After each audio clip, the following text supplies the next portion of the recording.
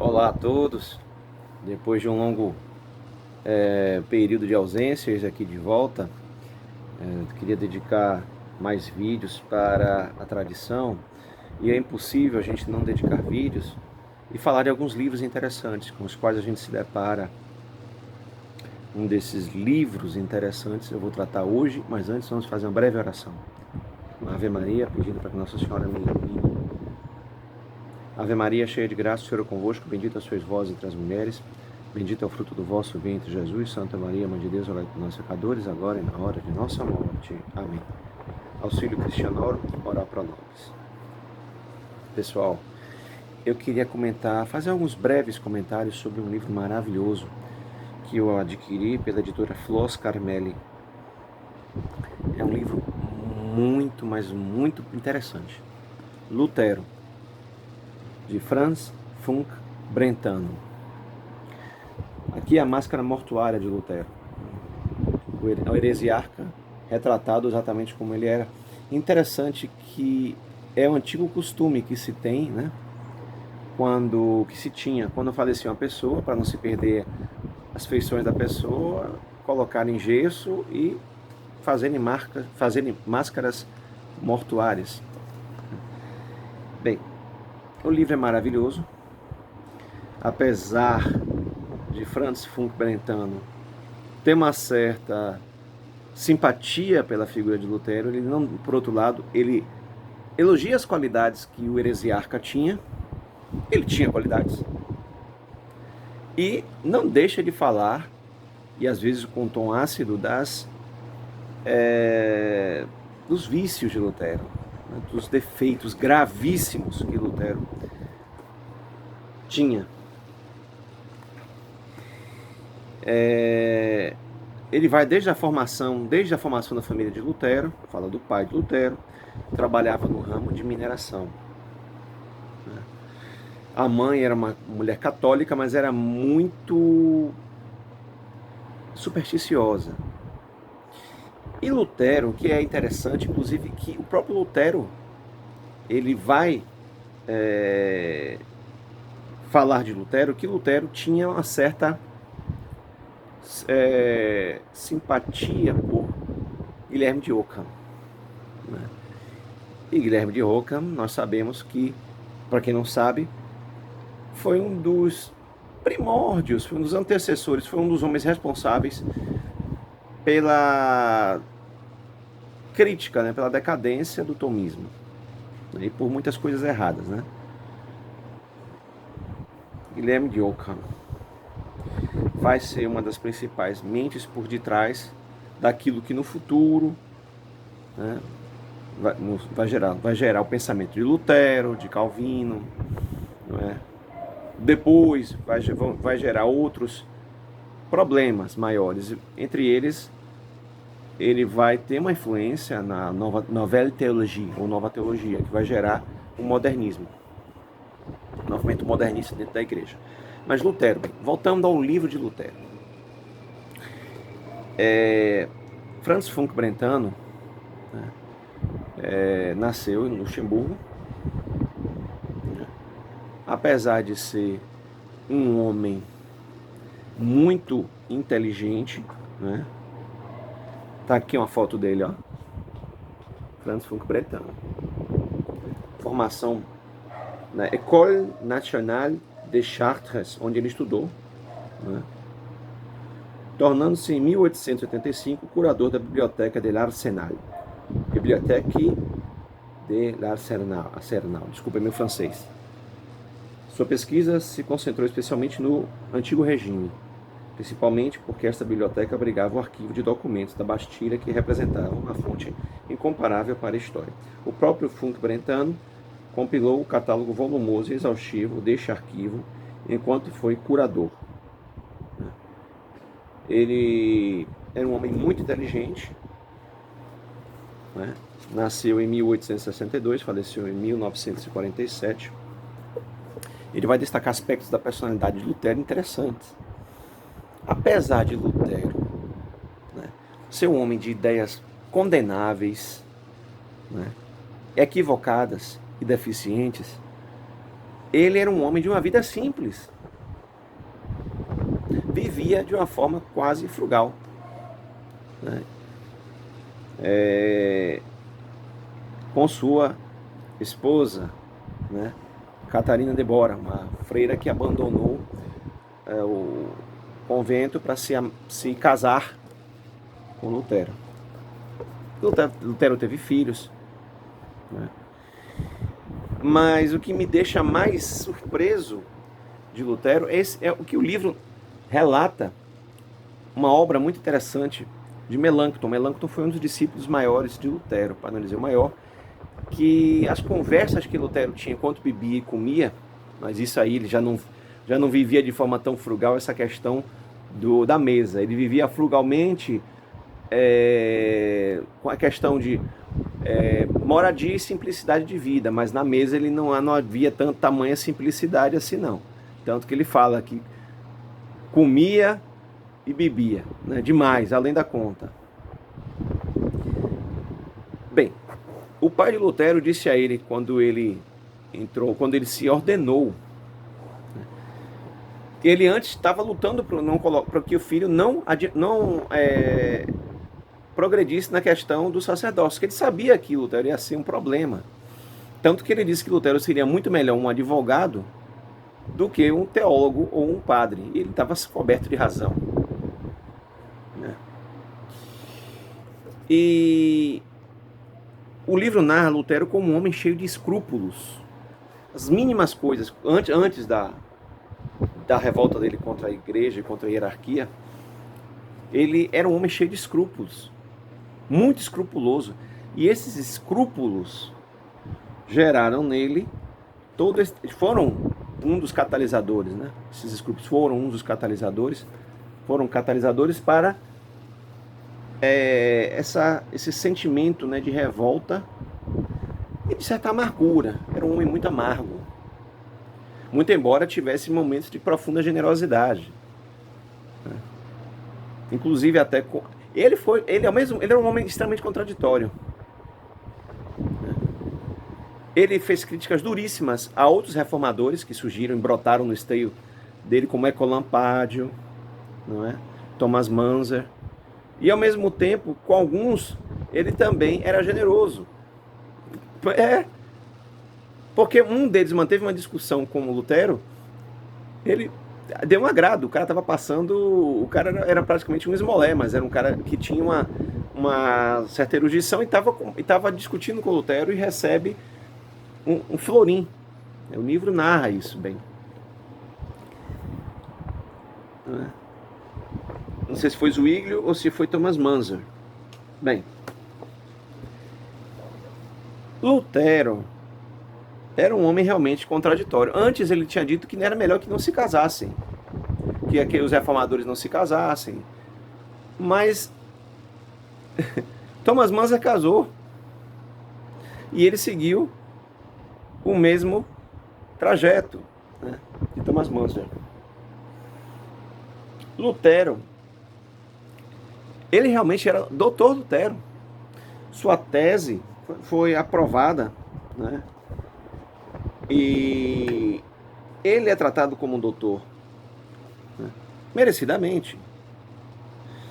O problema foi que Lutero, além de ser um homem extremamente escrupuloso, ele era um homem extremamente explosivo e que não repensava muitas atitudes. Nesse aspecto, ele era um homem que estava lá para brigar e não queria saber de contemporização com ninguém.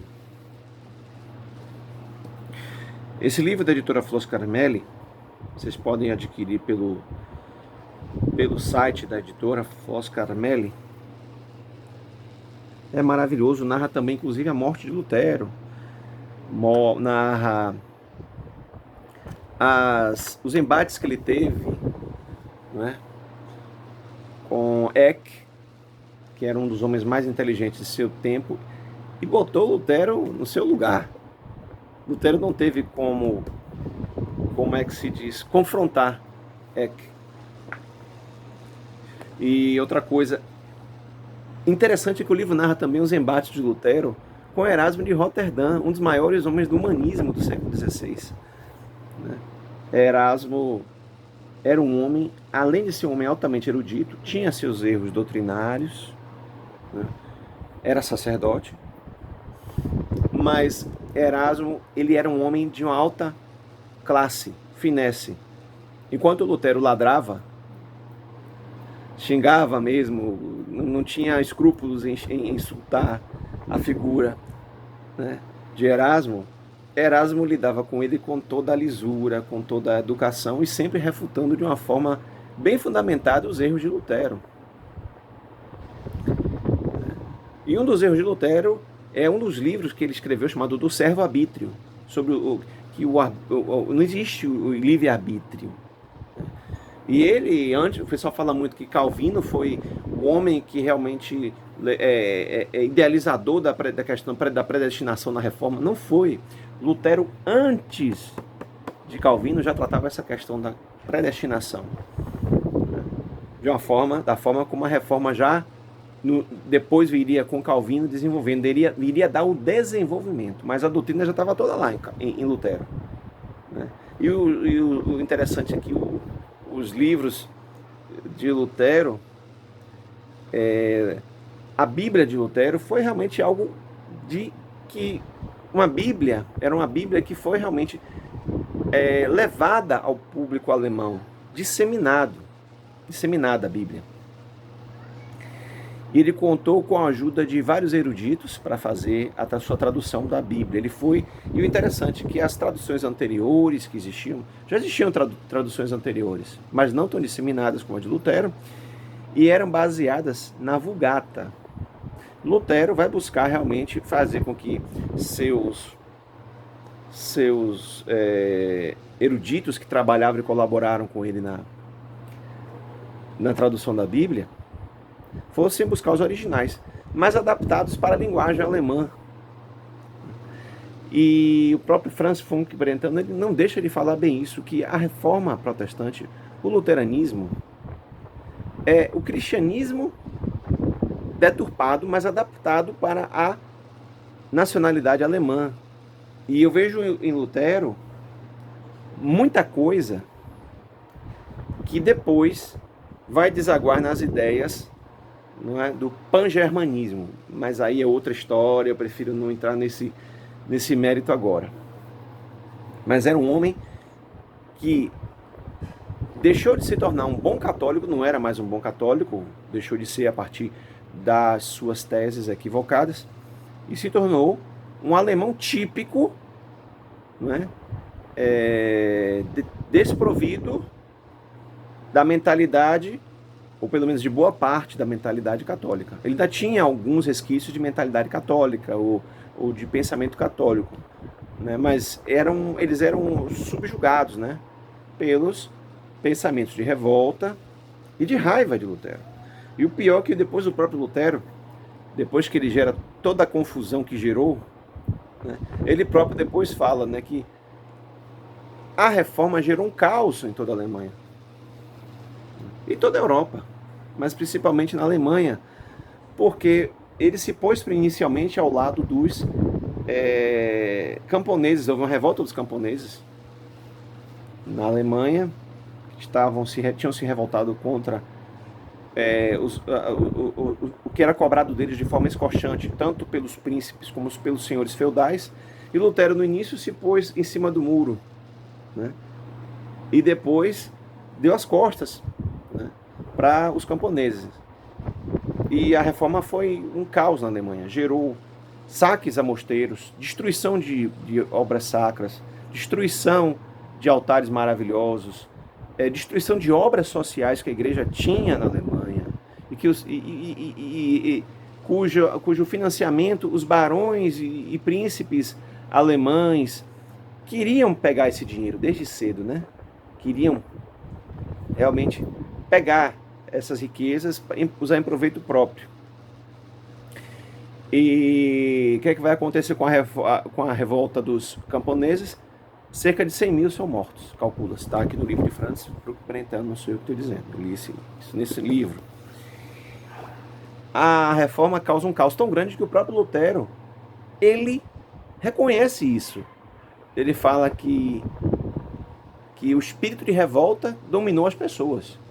E o caos e a destruição estavam disseminados pela Alemanha, principalmente onde a reforma tinha se implantado. Quer dizer, um homem que gerou a reforma, que foi o principal mentor da reforma protestante, ou diria eu, revolta protestante, comentando, criticando aqueles que se revoltavam contra as autoridades civis. E contra ele também, porque a ideia que ele tinha de reforma é como se só ele fosse a pessoa iluminada pelo Espírito Santo. E ele fala isso. Ele fala isso no seu livro. Ele fala que ele era uma pessoa que as atitudes e ações estavam sendo guiadas e orientadas pelo Espírito Santo. Isso ele fala, ele mesmo fala no seu livro Conversas à Mesa. No livro não dele, do que ele falou, que seus discípulos copiaram, Conversas à Mesa. Não é? Aqui fala o que eu acho interessante desse livro. Uma coisa muito interessante. Ele fala do cotidiano de casa que ele tinha com a mulher e os filhos. Ele fala do cotidiano da vida em família, né? E que ele, nesse aspecto, até ele era um homem cioso, e nessa qualidade ele tinha de que seus filhos fossem boas pessoas, né? E só isso aí não é algo de se recriminar. A questão toda é a incoerência, a extrema incoerência que Lutero adotou durante boa parte de sua vida. A incoerência foi tamanha que um príncipe alemão pediu para Lutero, ele já era casado, esse príncipe alemão, pediu para Lutero fazer um casamento desse príncipe alemão com uma mulher mais nova, né? E digamos que os reformadores Lutero e Melanchthon, né, fizeram esse matrimônio turco, tanto que o capítulo aqui é chamado de o matrimônio turco, casamento turco de Filipe Magnânimo, né? Landgrave Filipe de Hesse, cognominado o Magnânimo, era em 1539 um príncipe de 35 anos de pequena estatura, mas singularmente robusto, enérgico, ativo e de uma saúde transbordante. Tentado sem dúvida pelo desejo de apossar-se dos bens eclesiásticos em seus estados, que se estendiam entre o Main e o Weser, Filipe aderiu ao protestantismo, não obstante as exprobrações de seu sogro, o duque Jorge de Saxe. No ardor do desvelo luterano, mandou gravar nas mangas de seus subordinados as letras V, D, M e A, que significam Verbo Dei Manet in Aeternum Falamos de acordo concluído no mês de março de 1525, com João o Constante, eleitor de Saxe. Então, ele era um homem jovem, né? E Lutero faz um retrato dele como um homem piedoso, inteligente, intrépido e jovial. E ele vai fazer essa proposta ao doutor Lutero. Filipe não amava sua esposa Cristina, achava-a feia, recendia, dizia ele, mau cheiro da boca, seu caráter era desagradável. Por cima, a acreditá-lo, ela embriagava-se. Claro que era tudo crítica à esposa, né? O quadro não é lisonjeiro. Será exato, tanto que o próprio Franz Funk Brentano coloca isso, né? Será exato. Talvez a paixão do Landgrave, de Filipe, em 1539, por Margarida von der Sal, o levasse a carregar a mão nos traços. Claro. Esta última era moça de genuína nobreza, dama de honra da duquesa Elizabeth de Saxe-Rochlitz, irmã do Landgrave. Tinha 17 anos. Sua família, sua linhagem, seu caráter não permitiram pensar em concubinato. Divorciar-se de Cristina, da esposa, a esposa legítima, era impossível, em vista dos 7 filhos e da personalidade de seu pai, o Duque Jorge Felipe. O Duque Jorge. Filipe concebeu então o projeto de um segundo casamento. Um casamento turco, entre aspas. Como será chamado? Que ele assegurasse a posse legítima das duas mulheres. Confessou isto a Martin Bucer, ex-dominicano convertido à reforma. Bucer chamava-se Cohorn, chifre de vaca, de que fizera Butcher, em alemão Butzer, do latim bucerus, relativo aos animais de chifres. Não se entendia muito bem com Lutero, que ele chama um moinho de palavras. Os dois reformadores estavam em desacordo quanto à presença real do sacramento.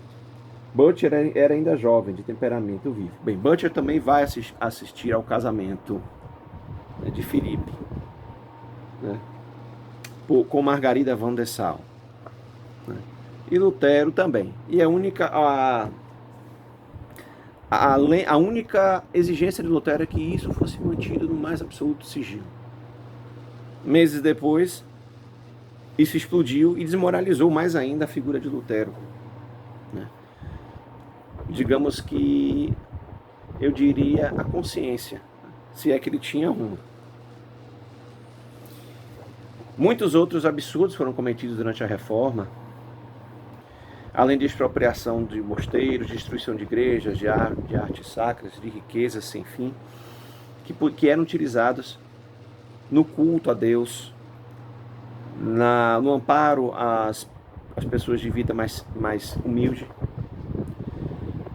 E a igreja realmente era rica, mas a riqueza não era voltada para ela. E existia uma obra social muito grande. Era voltada para o culto, era voltado... Se você for olhar a riqueza da igreja, as riquezas, bens materiais, eram voltadas para Deus e para ajudar o próximo. A Reforma destruiu isso.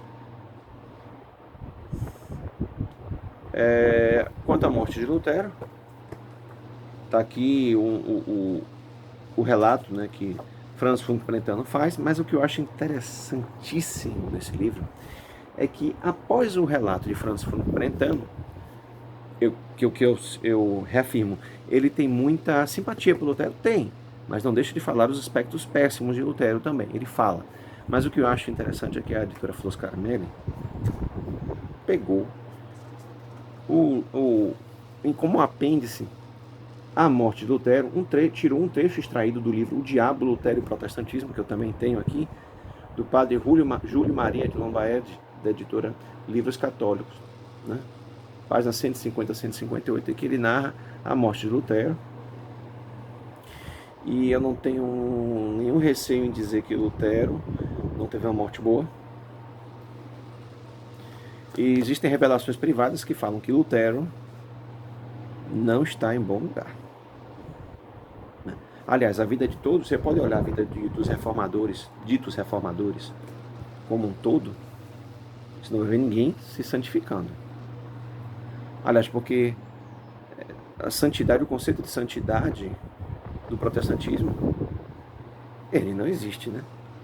A santidade é só Deus e Nosso Senhor. E a santidade, como nós entendemos católicos, é no sentido de que algumas pessoas, né, se configuraram tanto a Nosso Senhor, né, que alcançaram um nível de proximidade e de graça diante de Deus que podem ser considerados santos e que nos dão certeza de que eles estão no céu. Os reformadores não. E não é só isso, os santos, eles são realmente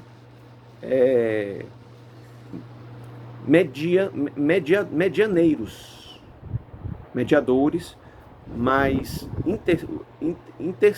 como intercessores, né? Mas um só é Cristo, que leva o homem a Deus. Mas é pelos méritos de Cristo que as pessoas se santificam. Você não tem como separar a comunhão dos santos da realidade da igreja e do cristianismo. A comunhão dos santos, que quer dizer que determinadas pessoas, né, são intercessoras junto a Jesus, né? a própria Virgem Santíssima, ela é medianeira de todas as graças. E a mais sublime das intercessoras. Jesus é diferente, né? Jesus é homem e Deus. Ele é gerado na eternidade já com a santidade, já é a santidade dele, e se revela na vida também, na sua vida terrena. E o protestantismo, ele vai de encontro a essa questão da santidade, desde Lutero. E aí você vê que muitas vezes não adianta você bater de frente com o protestantismo, você tem que mostrar os erros, né? Porque na verdade o protestante ele sempre vai trocar o foco da discussão, porque ele sempre vai perder em um, ele vai partir para outros.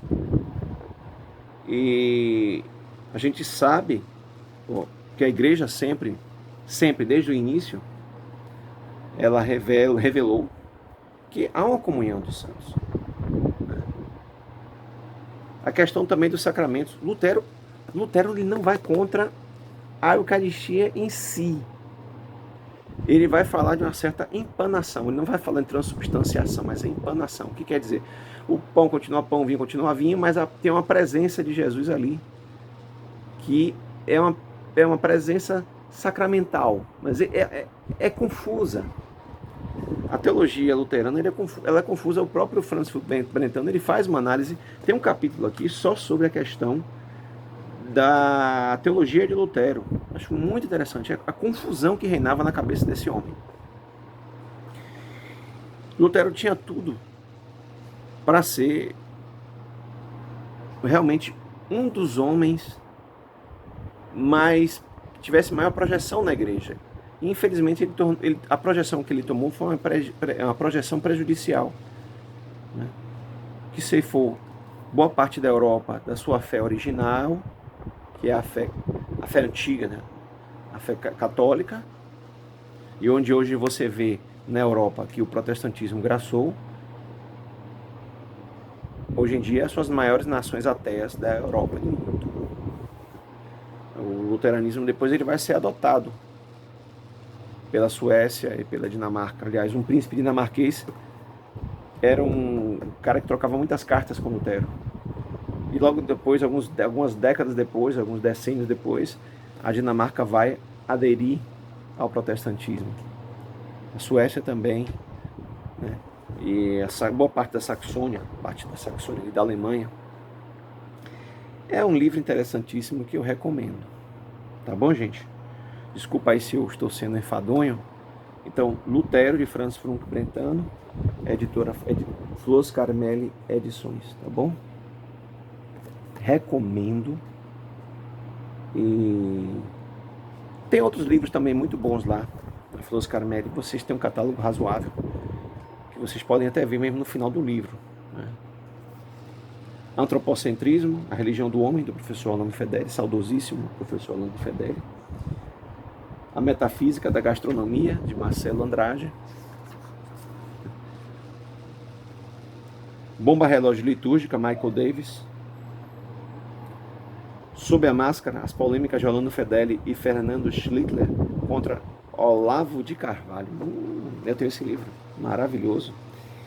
Elementos esotéricos e cabalísticos nas visões de Ana Catarina Emmerich, Orlando Fedeli.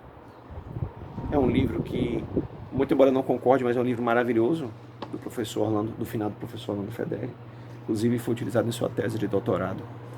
A Missa, um estudo sobre a liturgia romana, né? Forte Secur, né? Vida de São Carlos Borromeu, tem esse livro maravilhoso, do padre Cesare Orsenigo. Domine ut Videm, Orlando Fedeli, muita coisa de Orlando Fedeli. O Escrúpulo, né? Monsenhor Gaume. Vida de São João Bosco, volumes 1 e 2, padre Lemoine. Desculpa meu francês aí, que tá meio enferrujado. Bem, gente, é um livro que eu recomendo e fica aqui minha dica para hoje. Eu vou voltar a fazer lives de novo. Eu peço até desculpas por esse cenário aqui. Normalmente eu sempre faço os meus vídeos no meu quarto de estudo. Só que os meninos com essa época de pandemia e estudo online, os meninos dominaram lá o quarto, né? Notebooks, computador, escambau. Bem, gente, desejo a todos saúde nesse período e também paz de espírito para todos, né? Grande abraço a todos, fiquem com Deus, tá bom? Tchau, tchau.